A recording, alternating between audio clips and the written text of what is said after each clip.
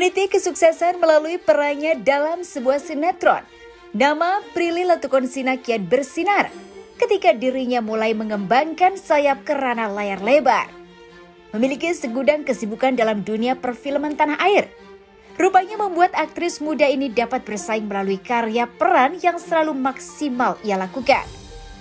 Memiliki aktivitas yang padat, rupanya membuat Prilly Latukonsina lupa untuk menjaga stamina tubuhnya.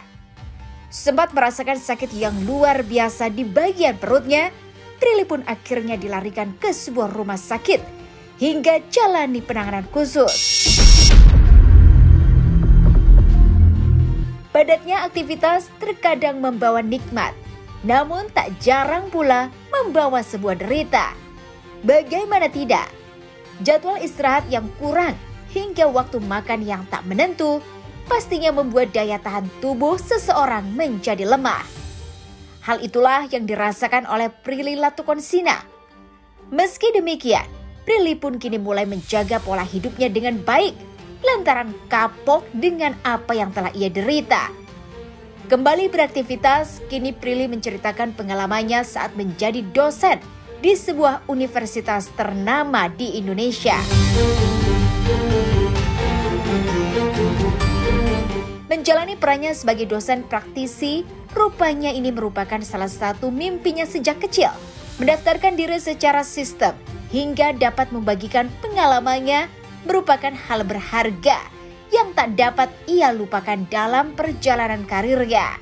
Tak hanya mengajar dan jalani syuting layar lebar, Prilly pun juga masih fokus dengan berbagai macam bisnis yang telah ia rintis.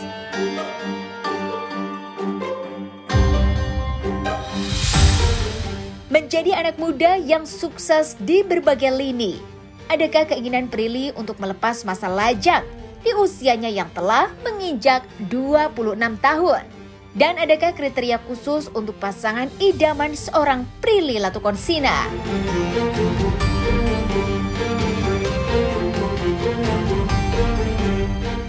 Bersama cuap-cuap investigasi, kami akan menguak kisah seputar selebriti dari yang biasa menjadi tidak biasa. Tapi sebelum itu, jangan lupa untuk like, subscribe, dan share channel YouTube ini.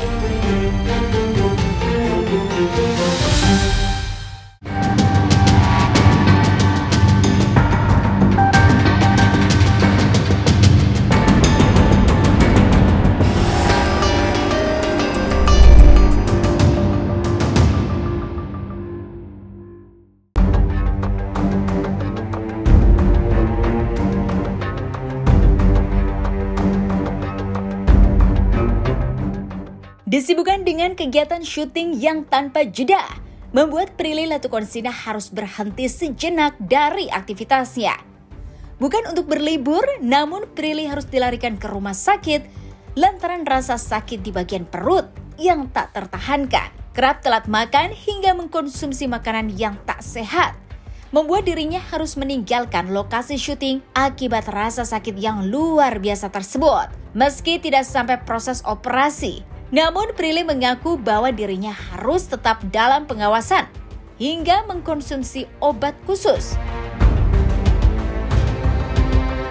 Lantas seperti apakah cerita Prilly ketika dirinya harus dilarikan ke rumah sakit 2 hari sebelum hari ulang tahunnya? Dan sakit apakah yang diderita mantan kekasih Maxim Butcher ini hingga membuatnya merasakan sakit yang luar biasa?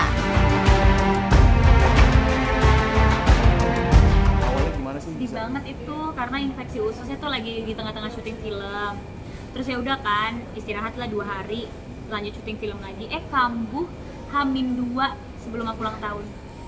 Jadi di tanggal 13 aku dilariin lagi ke rumah sakit sampai pakai kursi roda karena saking sakit perutnya aku nggak kuat jalan. Jadi pas aku ulang tahun aku di atas kasur.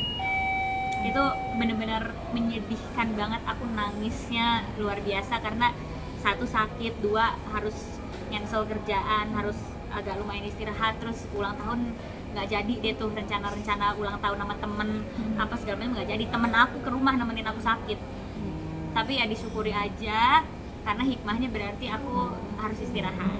Amin sama Prilly Jadi atau infeksi baru? ususnya kemarin karena makanan, jadi salah makan, ada bakterinya, terus akhirnya infeksi ususnya. Oh, penanganannya Nggak, serius? alhamdulillah nggak perlu operasi, tapi emang perlu penanganan khusus, obatnya tuh khusus gitu. Jadi minum obat khusus, terus istirahat. Kan itu sakitnya luar biasa ya, jadi sempat diinfus painkiller.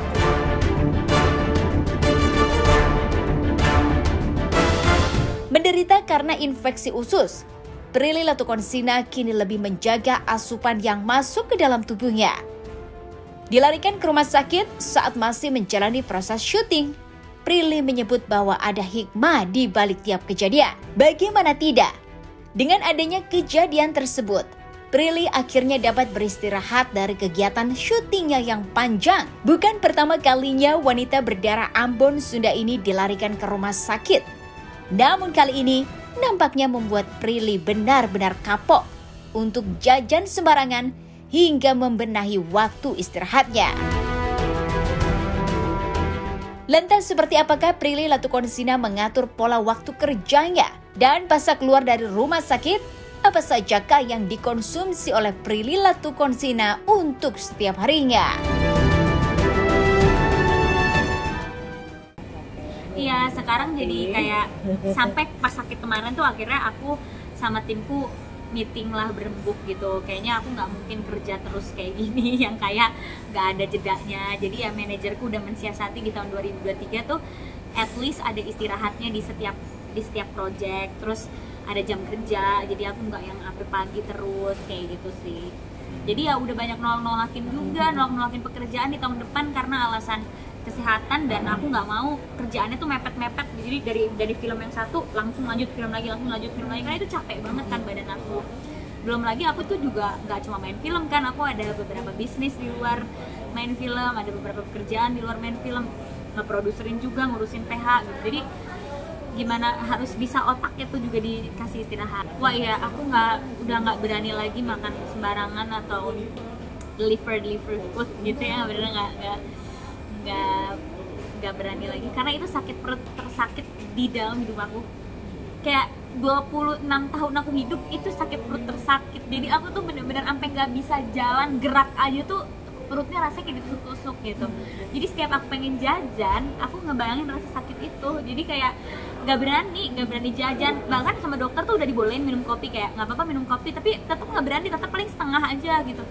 Karena aduh, aku nggak mau lagi sih sakit perut kayak gitu lagi. Ya makan seperti biasa, tapi nggak ada tuh jajan-jajanan kayak dulu, kayak misalnya gorengan di pinggir jalan aku beli, karena kita nggak pernah tahu itu gorengannya bersih atau enggak atau apa. Jadi karena kemarin infeksi usus kan ada bakteri kan, berarti kan makanan yang aku makan tuh nggak bersih.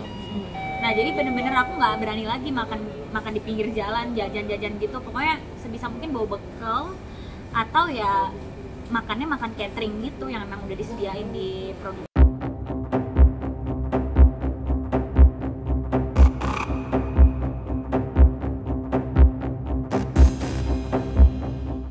Di tengah padatnya kesibukan yang dijalani, nampaknya Prilly tak mau menyia-nyiakan kesempatan yang menjadi impiannya sejak dulu.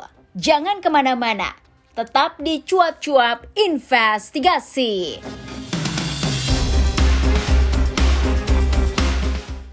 Hai. Jangan lupa nonton Cuap-Cuap Di MOP Channel. Jangan lupa ya.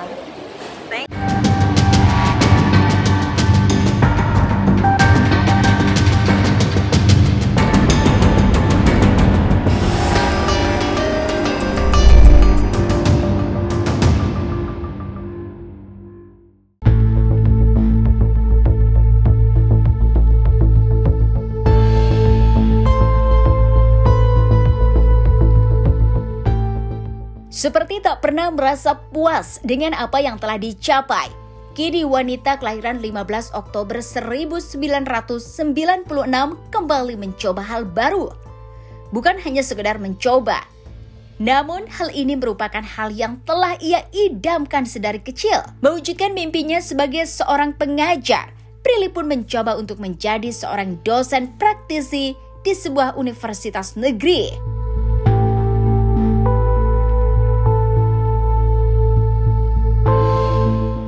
Lantas bagaimanakah proses Prilly bisa terjun menjadi seorang dosen praktisi di sebuah universitas tersebut?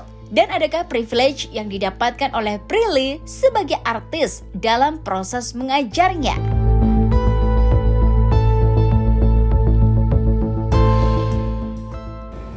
Emang saya kan orangnya senang merepotkan diri sendiri.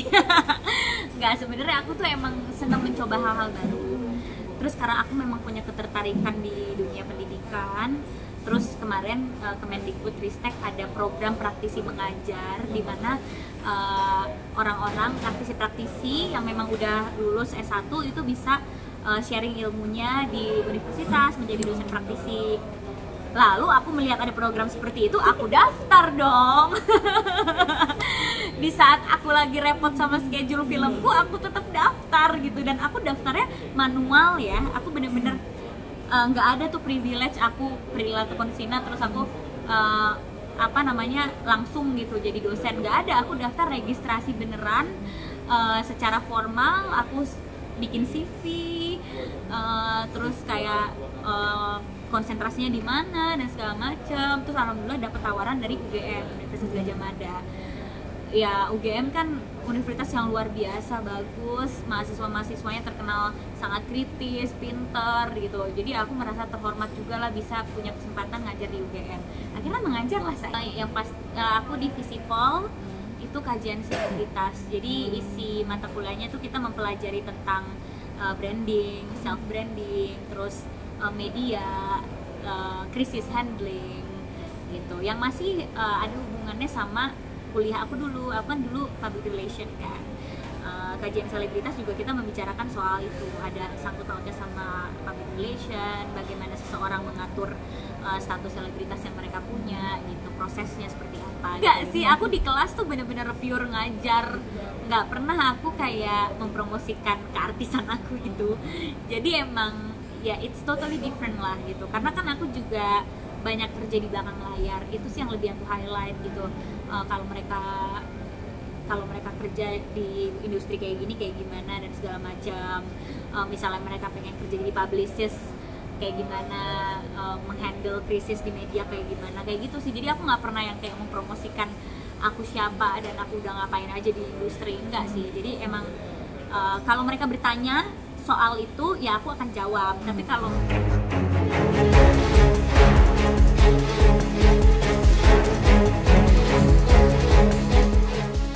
sukses menjalani karir sebagai aktris, Prilly Latukonsina selalu ingin mengembangkan segala potensi yang ada dalam dirinya. Membuat CV untuk menjadi dosen praktisi juga pernah ia lakukan guna memperluas kemampuan dirinya untuk terus berkembang. Seperti tak ada habisnya, Prilly menggunakan waktunya untuk bekerja hingga jarang terlihat dirinya menghabiskan waktu panjang bersama keluarga hingga teman-temannya.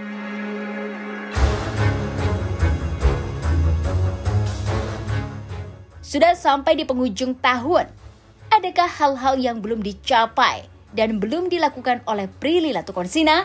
Dan seperti apakah Prilly mempersiapkan kehidupannya di masa depan?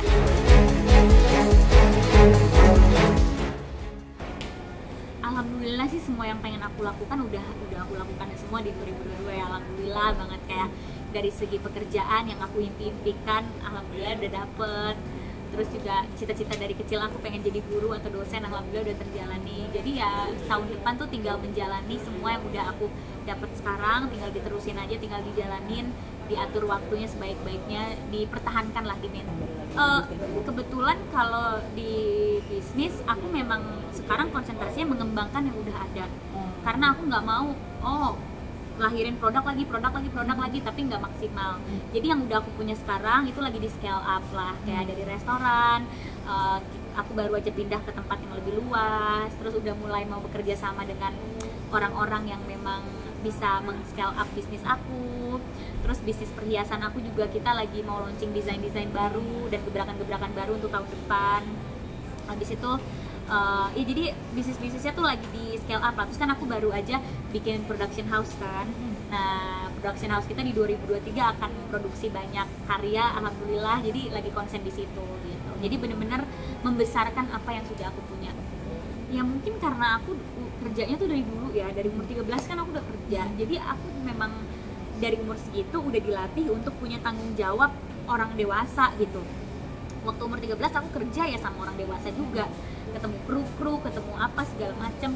Ya jadi udah pasti pola pikir aku yang dibentuk dari kecil itu ya agak sedikit berbeda gitu, dimana aku ternyata lebih menyukai kerja daripada aku main gitu. Makanya aku lebih senang kerja, lebih senang memanfaatkan waktu yang aku punya dan energi yang aku punya selagi aku muda nih untuk ya benar-benar nabung untuk masa depan lah. Bisnis dan segala macam kan sebenarnya tabungan untuk masa depan kan. Nah nanti main-main dan istirahatnya nanti pas aku udah bisa menikmati semuanya hasil.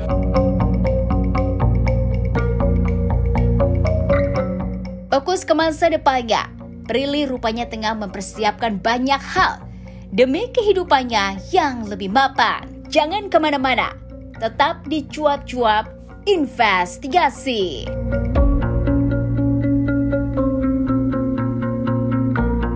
Halo, saya Al Ghazali, saksikan terus Cuap-Cuap hanya di MOP Channel.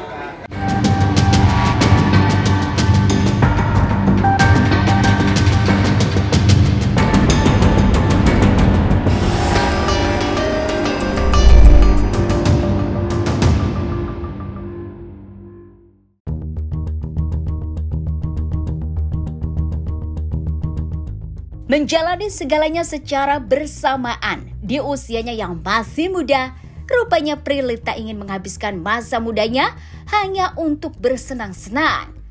Meski Prilly juga tidak menjadikan apa yang ia lakukan saat ini menjadi beban, namun dirinya mantap untuk membuat masa depannya lebih baik dari hasil kerja kerasnya saat ini. Sempat menjalani hubungan asmara dengan seseorang, namun nampaknya kini Prilly masih enggan untuk membuka hatinya kembali.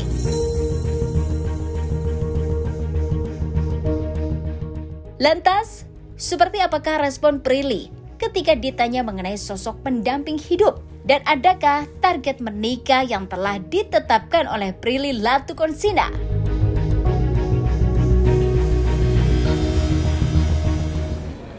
Ternyata lebih gampang berbisnis daripada cari pacar ya. Karena kalau bisnis terbaca gitu loh, untung ruginya terbaca gitu ya. Kalau pasangan tuh nggak kebaca ya. Jadi di titik ini saya pasrah kepada Tuhan Yang Maha Esa untuk memberikan saya jodoh. Kalau memang nggak diberikan ya udah, kalau diberikan alhamdulillah. Udah di titik itu sekarang udah pasrah. Ya nggak tahu ya, karena 4 tahun lagi aku 30 kayak nggak berasa. Ini aja kita pandemi aja udah 3 tahun. Kayak hah?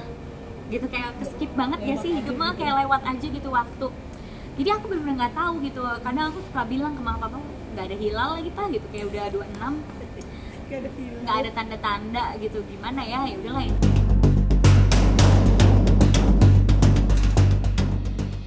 Lebih sulit mencari kekasih ketimbang mencari pacar. Mungkin candaan tersebut juga merupakan keresahan yang dirasakan oleh Prilly Latukonsina. Meski mengaku masih santai menjalani hari-harinya, namun mungkin ada hal yang membuat Prilly kian terusik hatinya, hingga membuatnya terpikir mengenai menikah. Meski mengaku pasrah, namun dirinya tak ingin patah arang dan terperangkap dalam sebuah kesalahan yang nanti akan menyulitkannya.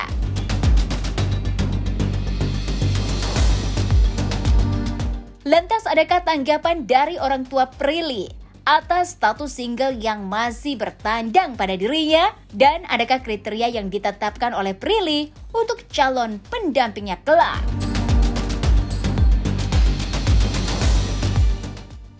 Santai banget, mereka papa mama aku kan santai banget ya.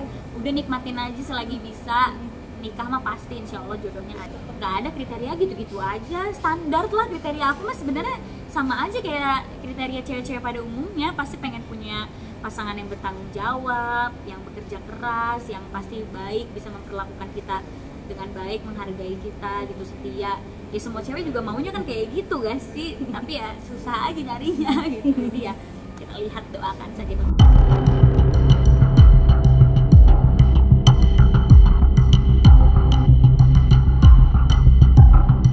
Kesuksesan dalam berkarir belum tentu sukses dalam percintaan. Karena hal tersulit untuk mencintai adalah memulainya. maka janganlah terlalu dalam menyimpan luka atas masa lalu, hingga cinta dan cita dapat berjalan bersama. Itulah cuap-cuap investigasi sore hari ini. Jangan lupa untuk like, subscribe, dan share channel YouTube ini.